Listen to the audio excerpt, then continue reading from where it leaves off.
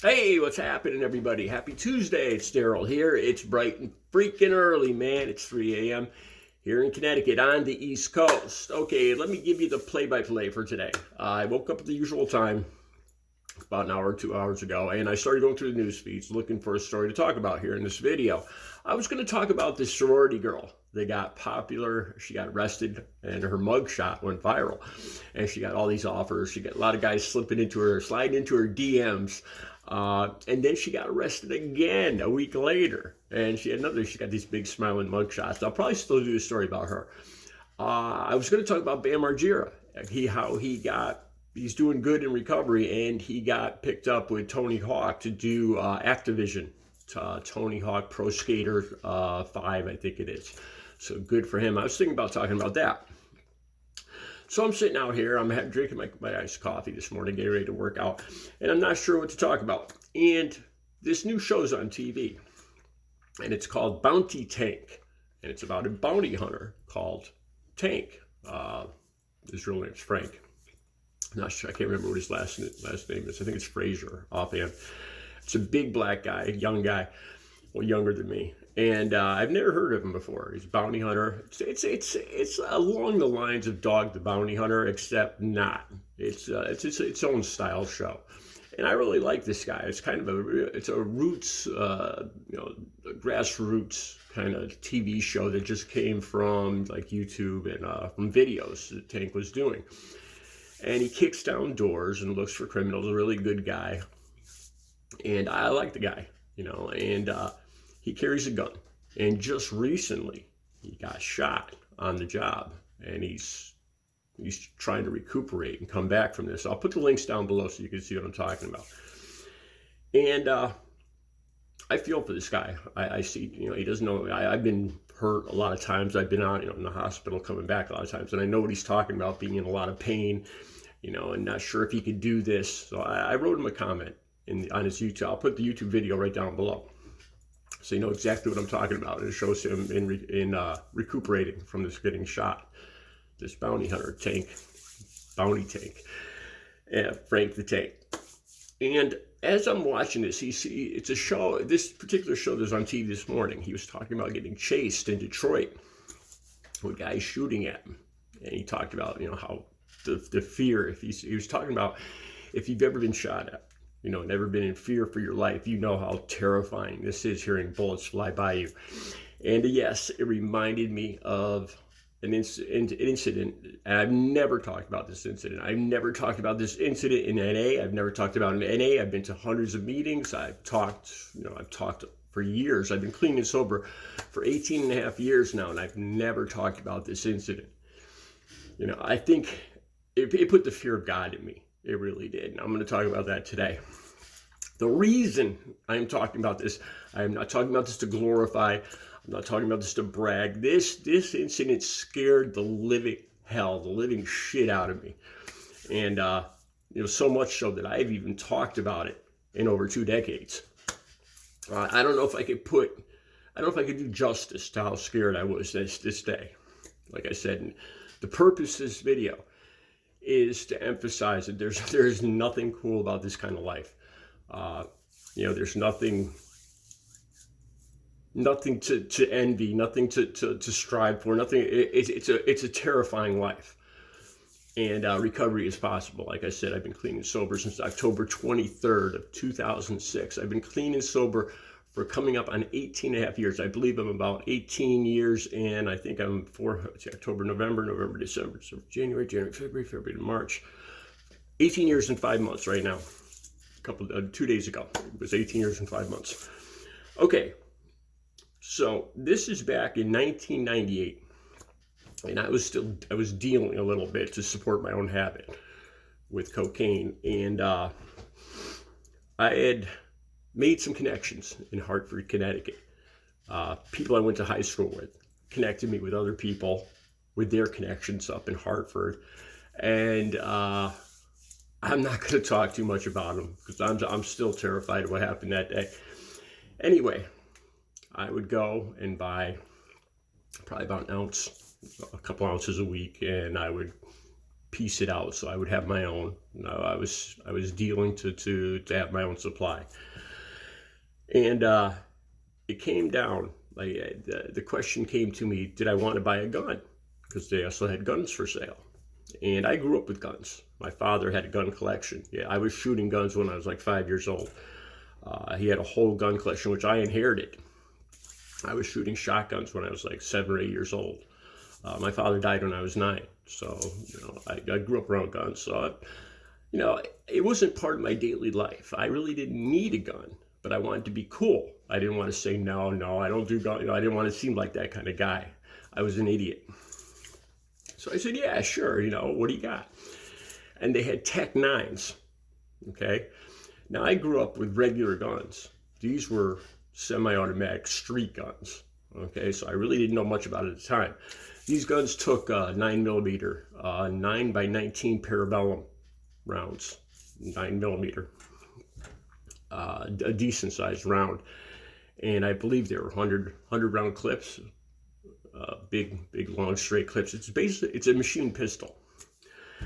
$1,000 a piece. Okay, so so I'm trying to be cool. Like I said, I wanted to keep up the business relationship in this thing I was doing, so I could continue getting my free supply. Basically, was what I was doing. It wasn't really to make money. I did have extra money. I remember buying a Christmas tree and Christmas presents one year. That was like all for free from my dealings. So it was in March. The snow was just melting. And I went up to Hartford by myself. And I met my friend that I went to high school with. And we went down by these factories, these deserted factories. It just seems like we were driving forever. I had no idea where we were. I know I've lived in the state my entire life, but I have never seen the area that we went to. And we basically just turned down behind a building. It was a big, long parking lot. And then there was a dirt road. Then we went down this dirt road, and I'm like, I'm starting to get worried, because it doesn't look like this place, anybody's even been down here for days or years. It's overgrown. And we pull up, and there's 2 black Jeeps parked in this dirt parking lot down this dirt road. And like I said, I'm not going to talk too much about these guys that I met. There was 3 guys, and we get out, and they were friendly enough. And I was there to shoot it. I didn't, once I said yes to this, I had to keep kind of going along with it, and I thought it was going to be more involving getting high than guns when I went up to do this, but it was all about the guns. And the back of the Jeep was filled with weapons.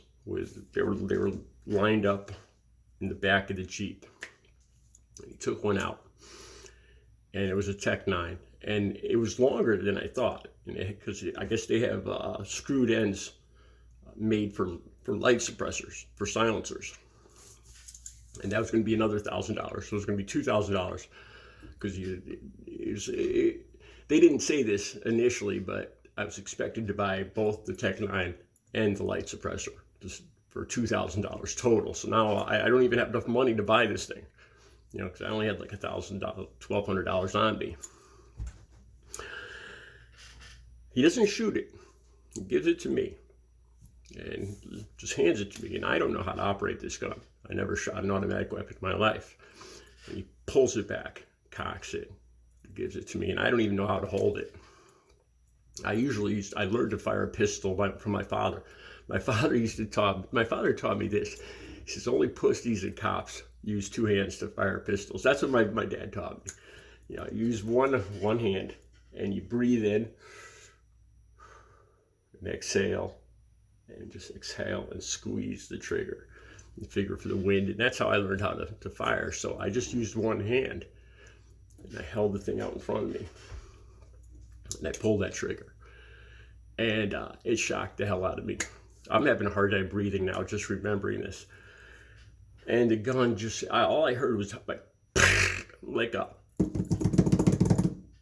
thump, like a thump, like a, and the gun just went up on me. I wasn't expecting this. It just went like up.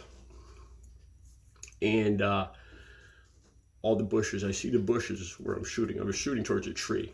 and the twigs and branches just disintegrated, just like a chainsaw. Like a chainsaw just cut through everything. I'm having a hard time breathing. I can't believe how hard this is for me to tell you this. I'm actually shaking, and it scared the hell out of me. And at that point, I realized I was over my head. And I explained to them that I didn't have enough money. I couldn't do anything else, And so they just looked at me and they laughed. They said, all right. And they were cool about it. I said, all right, well, you shot it. Let us know. We'll expect to be hearing from you. And we got back in the Jeep. We got back in our Jeep. Drove out of there. Drove back down to my car. Went home. And I never talked to that friend again. I ghosted him. I never called him. I was scared for months.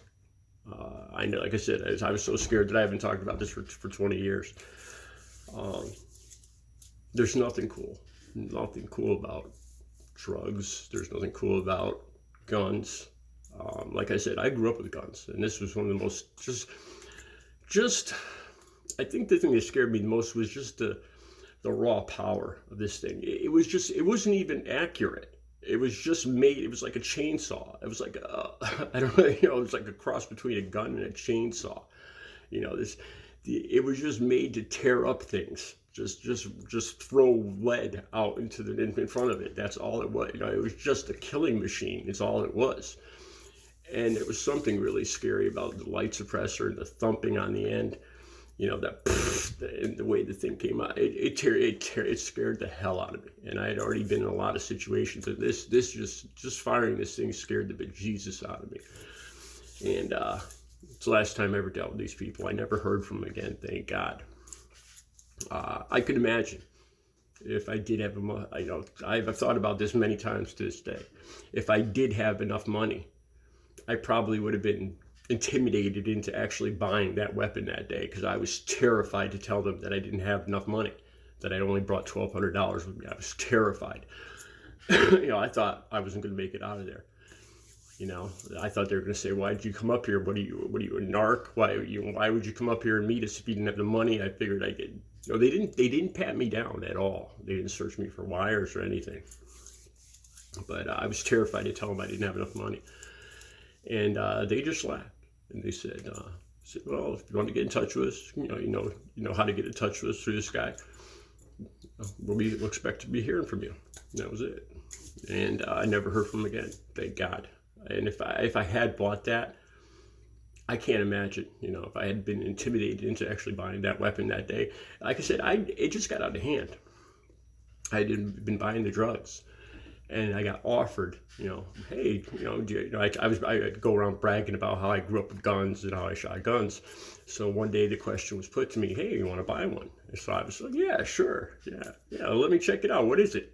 Acting all cool. And I just kept bluffing my way into this until I got to the point where I was actually shooting this weapon in this deserted area up in Hartford. With these guys with a whole truck full of guns. And I was way over my head. My life is so good now. I'm so thankful that is not my life. Recovery is possible. My life is so good now. Recovery is possible. Have a good Tuesday.